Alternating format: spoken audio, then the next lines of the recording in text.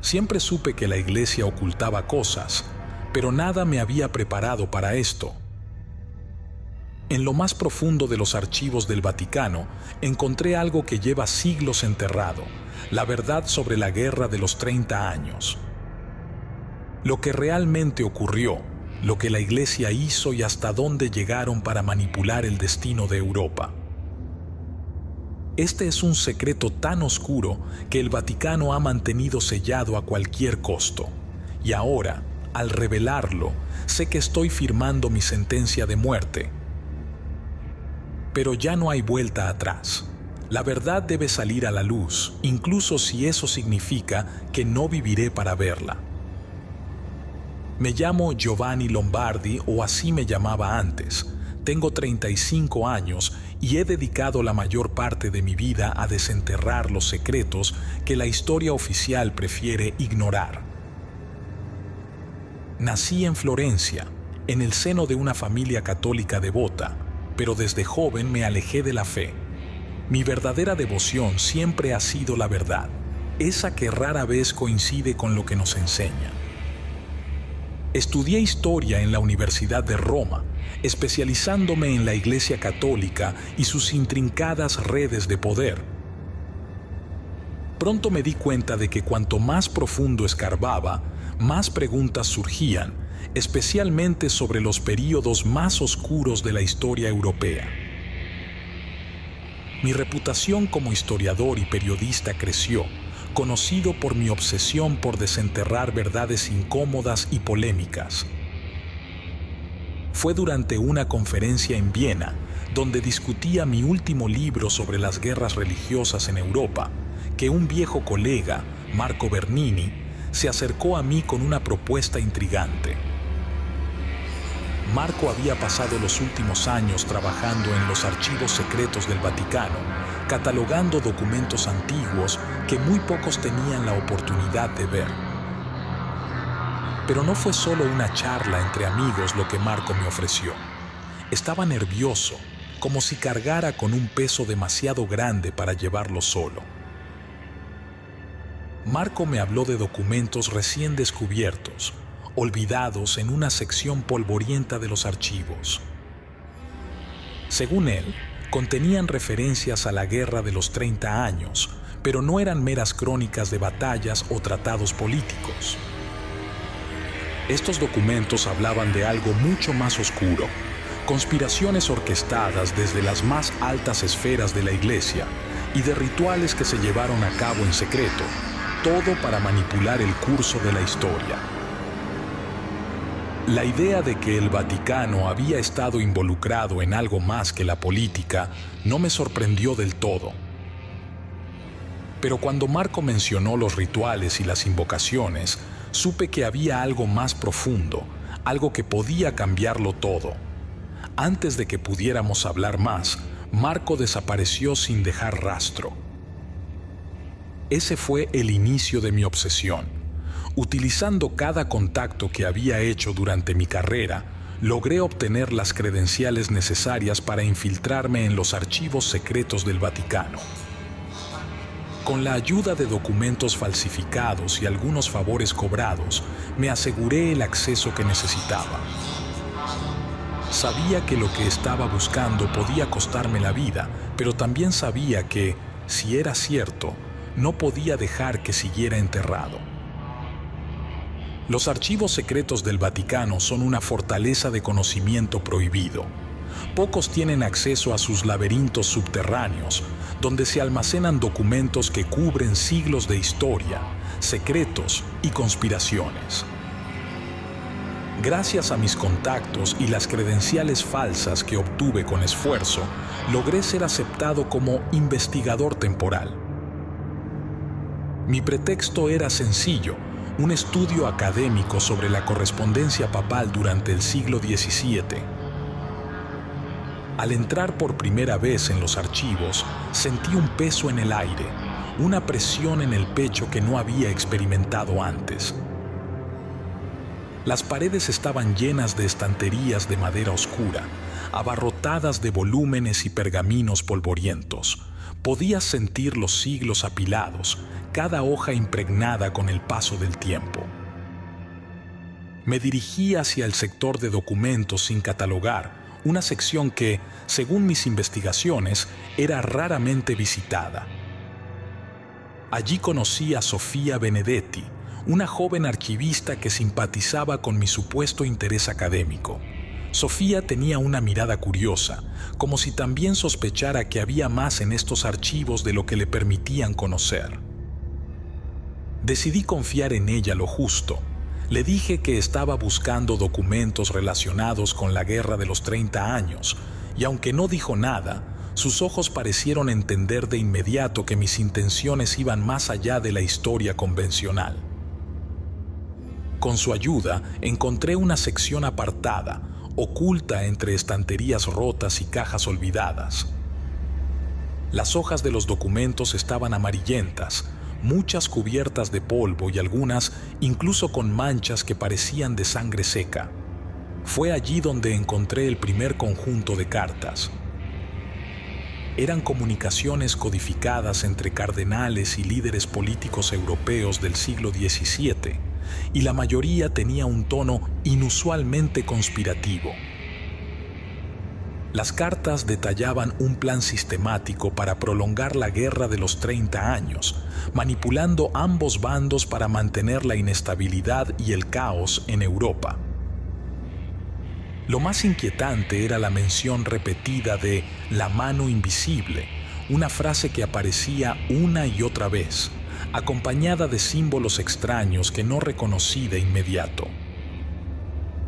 Se referían a la religión como un instrumento de control divino, algo que utilizaban para subyugar y dirigir a las masas a su antojo. Cuanto más leía, más se me aceleraba el pulso. Sentía que estaba tocando un nervio expuesto, algo que no debía ser visto por ojos externos. Los nombres en las cartas eran de personas que la historia recordaba como santos y eruditos, pero aquí se revelaban como conspiradores calculadores, personas dispuestas a sacrificar a millones por sus propios intereses. Sabía que este descubrimiento era solo el comienzo y que lo que estaba por venir sería aún más oscuro. Entonces, Sofía me señaló un libro encuadernado en cuero, metido entre una pila de papeles sueltos. «Nunca he visto esto aquí antes», murmuró, casi como si estuviera hablando consigo misma. Lo abrí y encontré referencias a algo que nunca había escuchado, rituales ocultos y símbolos alquímicos, citas que parecían sacadas de grimorios antiguos, pero con referencias directas a los altos líderes de la Iglesia. Sentí un escalofrío recorrerme la espalda. Sabía que había encontrado algo que trascendía la política y la guerra. Había algo más, algo que la Iglesia había enterrado con tanto celo porque no se trataba solo de poder terrenal. Era el poder sobre lo sobrenatural, sobre las fuerzas que la mayoría solo considera leyendas. Con cada día que pasaba en los archivos, el aire parecía volverse más denso, como si los muros supieran que estaba buscando algo que no debía encontrar. Sofía y yo empezamos a pasar más tiempo juntos en esa sección olvidada, dedicando largas horas a la búsqueda. Fue en esas horas de búsqueda febril cuando encontré los primeros documentos que iban más allá de la política. No eran solo cartas y registros, eran fragmentos de algo más oscuro, textos que describían rituales, símbolos alquímicos y citas extraídas de grimorios prohibidos. Algunos mencionaban nombres de demonios, seres que se suponía que existían solo en los márgenes de la superstición medieval, pero aquí estaban, escritos con caligrafía precisa por manos de clérigos. «Esto no es normal», dijo Sofía en voz baja, como si temiera que algo pudiera oírla. Me mostró un pergamino enrollado que había encontrado. Estaba lleno de símbolos que no reconocía, pero uno de ellos me llamó la atención. Una estrella de 7 puntas rodeada por serpientes, similar al sello en el sobre que había visto anteriormente. A medida que leía más, empecé a ver un patrón. Estos documentos no solo hablaban de rituales para proteger o bendecir, describían invocaciones para invocar entidades. Hablaban de cómo estos seres podían ser controlados mediante sacrificios y ofrendas, todo en nombre de mantener el orden divino. La Iglesia había utilizado estos rituales como una herramienta secreta de poder para influir en la guerra, la política y el miedo de la gente. A partir de ese momento, algo cambió. Comencé a sentir que no estaba solo. Sombras en el rabillo del ojo que parecían moverse por su cuenta, susurros que parecían salir de los antiguos volúmenes a mi alrededor. A veces, al girar la esquina de una estantería, sentía como si algo se hubiera movido rápidamente fuera de mi vista. Documentos que dejaba en un lugar aparecían en otro, como si una mano invisible los moviera cuando no miraba. Intenté ignorarlo, racionalizarlo como cansancio, pero sabía que había algo más. Sentía una presión en el pecho, una advertencia silenciosa de que algo estaba observando, algo que no quería ser descubierto. Sofía también parecía nerviosa. Sus ojos se movían constantemente, vigilando las sombras, y cada vez que alguien pasaba cerca, ella bajaba la voz. En una de esas noches, mientras revisaba un conjunto de cartas más recientes, encontré una mención de la Orden del Silencio. Sofía había oído hablar de ellos, supuestamente un grupo secreto dentro de la Iglesia que eliminaba a aquellos que se acercaban demasiado a los secretos más oscuros. Pero eso es solo un mito, Giovanni. Me dijo, como si intentara convencerse a sí misma. Algo para asustar a los curiosos en tiempos antiguos. Aún así, no podía dejar de pensar en ello. Las sombras, los documentos moviéndose, la sensación de ser observado, todo parecía encajar demasiado bien con ese supuesto mito. Me dije a mí mismo que no debía caer en la paranoia, que debía concentrarme en los hechos y en los documentos. Pero entonces ocurrió algo que no pude ignorar. Un libro que había encontrado en una estantería alta desapareció mientras dormía en la sala de lectura. Cuando volví a buscarlo al día siguiente, no estaba donde lo había dejado. 2 días después, apareció en mi mesa, abierto por una página que nunca había visto antes. Un esquema de un ritual específico, uno que mencionaba la invocación de algo llamado la mano de la oscuridad. Esa noche, los susurros se hicieron más claros. No eran palabras que entendiera, pero estaban allí, apenas audibles, como el roce de piel contra pergamino. Sabía que había cruzado un umbral, uno del que ya no había regreso. En los días siguientes, los fenómenos extraños en los archivos se intensificaron. Sombras que parecían moverse por su cuenta, documentos que desaparecían y reaparecían, y susurros incomprensibles que llenaban el aire.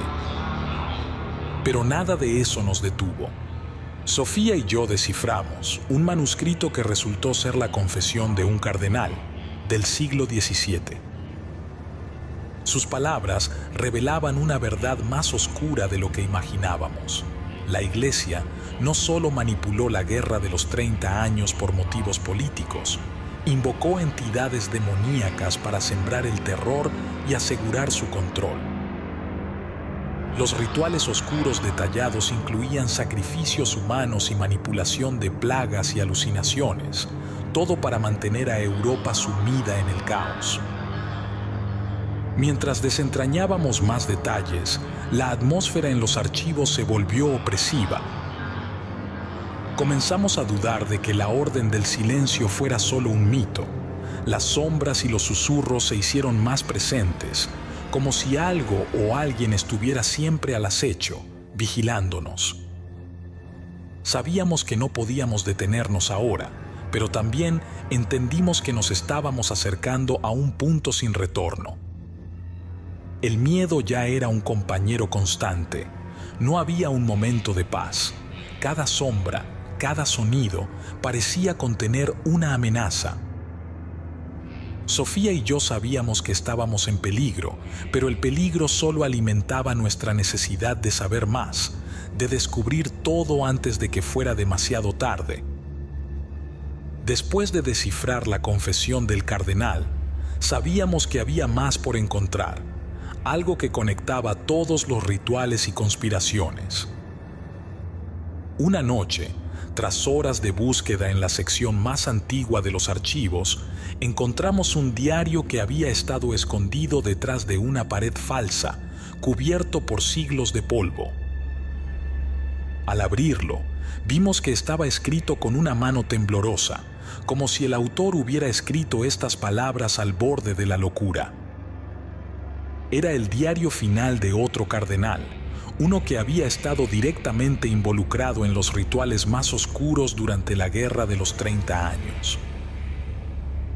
Las primeras páginas eran solo murmullos de arrepentimiento y miedo, pero a medida que avanzábamos, los detalles se volvían más explícitos. Este no era solo un testimonio, era una crónica detallada de los desastres que ellos mismos habían desatado con sus rituales demoníacos. Pestes y epidemias fulminantes. Las páginas describían cómo invocaban entidades capaces de desatar plagas que afectaban a ejércitos específicos o ciudades que se oponían al poder de la Iglesia. Las víctimas no solo morían, sus cuerpos se descomponían rápidamente, con síntomas grotescos que desafiaban cualquier explicación médica. Estas plagas eran diseñadas para sembrar el miedo y eliminar a los enemigos estratégicamente. Fenómenos climáticos devastadores. Relataba cómo utilizaban a las entidades para manipular el clima, creando tormentas repentinas, nieblas densas que duraban semanas y granizadas catastróficas. Estos desastres naturales eran utilizados para diezmar tropas, interrumpir comunicaciones y provocar el pánico entre la población civil. Había una mención inquietante sobre un invierno especialmente brutal, orquestado para provocar hambrunas y desesperación. Desgarradoras alucinaciones masivas. Algunos de los rituales invocaban entidades capaces de inducir alucinaciones colectivas en las tropas enemigas o en poblaciones civiles, llevándolas a la locura. Las descripciones eran horripilantes. Soldados que de repente veían a sus compañeros transformarse en monstruos, o familias enteras convencidas de que demonios caminaban entre ellos. Incendios espontáneos e inexplicables. Había relatos de incendios que aparecían sin razón aparente en aldeas, campamentos militares e incluso bibliotecas donde se guardaban textos peligrosos para la iglesia. Estos incendios eran vistos como justicia divina, pero en realidad eran provocados por rituales que invocaban a seres de fuego. Invasiones de plagas de animales. En las noches más oscuras, invocaban enjambres de ratas, murciélagos o insectos que aparecían de repente en pueblos, devorando cosechas y atacando a la gente. Estas plagas no solo causaban terror, sino que también destruían los suministros de alimentos y agua, provocando hambrunas y más enfermedades. Muerte de líderes clave a través de maleficios. Los altos clérigos utilizaban rituales específicos para eliminar a líderes políticos o militares que se interponían en su camino. Los relatos de muertes misteriosas de generales, príncipes y otros líderes importantes eran descritos como si fueran golpes del destino, pero ahora quedaba claro que eran maldiciones dirigidas con precisión. Fenómenos celestes aterradores. Manipulaban eclipses, lluvias de meteoritos y otros fenómenos celestiales para ser interpretados como señales divinas.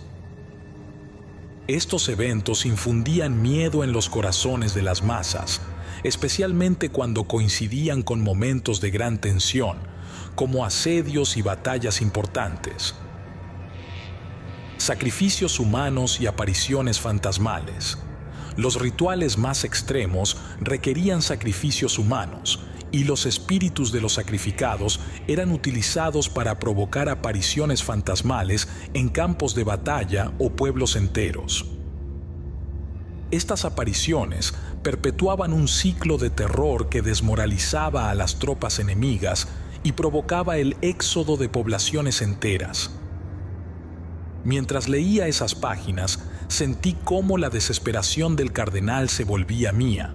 Su caligrafía se hacía cada vez más errática hacia el final, casi ilegible, como si las palabras se hubieran derramado de su mente al papel en un arrebato de terror puro. Hablaba de un último ritual que había sido sellado, una entidad que llamaban el vacío innombrable, un ser que podría traer la ruina final si se desataba. Sofía estaba pálida. Su mano temblaba mientras sostenía la lámpara de aceite que utilizábamos para iluminar las páginas. Giovanni, esto es demasiado. Si lo que dice es cierto, si esto alguna vez sale a la luz, no tenemos elección, dije, cerrando el diario con un golpe seco. Estos horrores fueron planificados, ejecutados para manipular y controlar. El mundo necesita saber la verdad. Pero en ese momento supe que no sería tan fácil. Las sombras parecían agitarse más allá de la luz, como si supieran que habíamos desenterrado lo que no debía ser conocido. Sabía que estábamos en peligro, más que nunca, pero también sabía que no podía dar marcha atrás. Tenía que salir de esos archivos y tenía que sacar esto al mundo, sin importar el precio. Estábamos listos para exponerlo todo.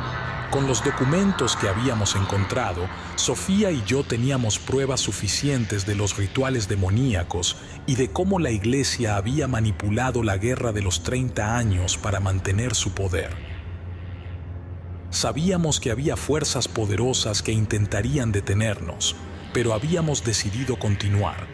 Esa noche, acordamos reunirnos al día siguiente para organizar cómo difundir la información.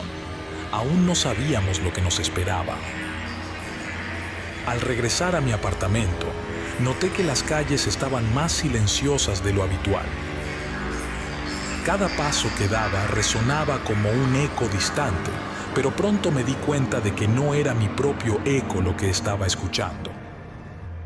Había otros pasos, más ligeros, siguiendo el ritmo de los míos. Me detuve y giré rápidamente, pero no había nadie. Solo sombras largas proyectadas por las luces de las farolas.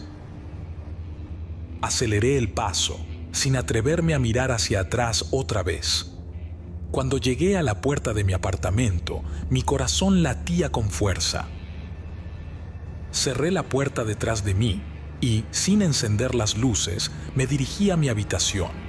Había algo extraño en el aire, una pesadez que me oprimía el pecho. Subí las escaleras y al llegar al rellano sentí un escalofrío recorrer mi espalda. Al abrir la puerta de mi habitación, lo vi, un bulto bajo las sábanas de mi cama. Mi corazón se detuvo por un segundo. Algo estaba terriblemente mal. Lentamente me acerqué, mi respiración cada vez más pesada. Mis manos temblaban cuando estiré los dedos hacia las sábanas, tratando de mantener la calma. Con un movimiento rápido, levanté las sábanas y el horror se reveló ante mis ojos. Era Sofía, pero no la Sofía que conocía. Su cuerpo estaba contorsionado en ángulos imposibles, con los brazos y piernas doblados de formas grotescas, como si hubieran roto cada articulación de su cuerpo. Su rostro, desfigurado por una expresión de puro terror, tenía los ojos abiertos de par en par, como si hubiera visto algo más allá de la comprensión humana. Sentí náuseas y miedo, pero mi mirada se detuvo en un papel que descansaba sobre su pecho. Una nota escrita con una caligrafía elegante pero fría. Con manos temblorosas tomé la nota y la leí. Si revelas algo, tú serás el próximo. Una ola de pánico me golpeó, pero también una ráfaga de furia. La orden del silencio no era un mito, era real, y ahora sabía que estaban dispuestos a todo para mantener sus secretos.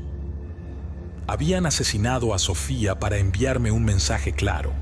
Podía sentir su presencia en cada rincón oscuro de la habitación, como si las sombras mismas se burlaran de mí. El terror se transformó en determinación. Sofía había muerto por esto. No podía permitir que su muerte fuera en vano. Me armé con los documentos, reuniendo todas las pruebas que teníamos, y me preparé para salir. Sabía que me estaban observando, que el tiempo se agotaba.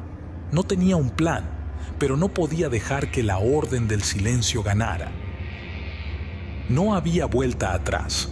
Aunque el riesgo era mortal, tenía que seguir adelante. La verdad debía salir a la luz sin importar el precio. Tras la muerte de Sofía, todo se volvió una carrera contra el tiempo. Con los documentos en mano, huí a la oficina de un periódico internacional en Roma, convencido de que tenía que sacar esta historia a la luz. Cuando llegué, me dirigí directamente al editor en jefe, un viejo amigo de confianza. Le expliqué la magnitud de lo que había descubierto, los rituales demoníacos, las manipulaciones de la Iglesia durante la Guerra de los 30 años y cómo la Orden del Silencio eliminaba a cualquiera que se acercara demasiado a la verdad. Su rostro cambió de expresión a medida que avanzaba. Pasó de la curiosidad a la preocupación y, finalmente, al miedo. Cuando terminé, cerró el archivo lentamente y negó con la cabeza. Giovanni, esto es demasiado peligroso, me dijo. Publicar algo así podría destruirnos, no solo a mí, sino a todos los que trabajan aquí. No podemos arriesgarnos. Sentí la desesperación al escuchar sus palabras. Intenté rogarle, argumentar, pero fue en vano. Me escoltaron fuera del edificio, con los documentos aún en mi poder y una sensación de que todo se estaba desmoronando. No sabía a dónde ir o qué hacer, pero el impulso de seguir luchando me mantenía en pie. Mientras caminaba, la sensación de ser seguido se hizo más intensa. Las sombras parecían estirarse más de lo habitual y de repente el aire se volvió helado. En un callejón sentí que me tiraban hacia la oscuridad. No tuve tiempo de defenderme. Varios hombres encapuchados me rodearon y comenzaron a golpearme sin piedad. Uno de ellos se inclinó sobre mí mientras mi visión comenzaba a desvanecerse. Sentí el filo del cuchillo penetrar mi costado y todo se volvió negro. Desperté en un hospital, con un dolor punzante en el abdomen y la vista aún nublada. A mi lado, un sacerdote me observaba con una expresión grave. Tuviste suerte, Giovanni, comenzó, su voz baja pero firme. Esto fue solo una advertencia. Te están dando una segunda oportunidad. Traté de incorporarme, pero el dolor era insoportable. El sacerdote continuó. La próxima vez no tendrás tanta suerte. La Orden del Silencio te está dando una opción. Desaparece. Deja este asunto o enfrentarás consecuencias mucho peores. Esta es tu única advertencia. Si valoras tu vida, debes irte y nunca mirar atrás. El mensaje era claro. Ellos sabían dónde estaba y sabían lo que había intentado hacer. Apenas podía moverme, pero entendía que quedarse significaba una muerte segura. Con la ayuda de algunas enfermeras y mi propio instinto de supervivencia, escapé del hospital tan pronto como pude. Sabía que mi única opción era desaparecer por completo. Tomé la primera oportunidad para salir de Italia y eventualmente llegué a México, un lugar donde podía mezclarme entre la multitud y las sombras. Cambié de identidad, moviéndome constantemente. Pero mi lucha no terminó ahí. No podía permitir que la verdad muriera conmigo. Pasaron años. Ya no soy el hombre que una vez fui. El constante miedo y la vida en las sombras han dejado su huella en mí. No he tenido una vida normal desde que descubrí esos secretos oscuros. El peso de saber lo que sé ha sido una carga que me ha envejecido antes de tiempo. Ahora, ya viejo, he tomado una decisión: contar la verdad sin importar las consecuencias. Si estás escuchando esto, lo más probable es que ya esté muerto. La orden del silencio no deja cabos sueltos. Han borrado mi nombre de los registros, me han convertido en un fantasma, pero ahora tú sabes la verdad de lo que se oculta en algunos archivos secretos del Vaticano. Haz con ella lo que creas correcto. La verdad está en tus manos.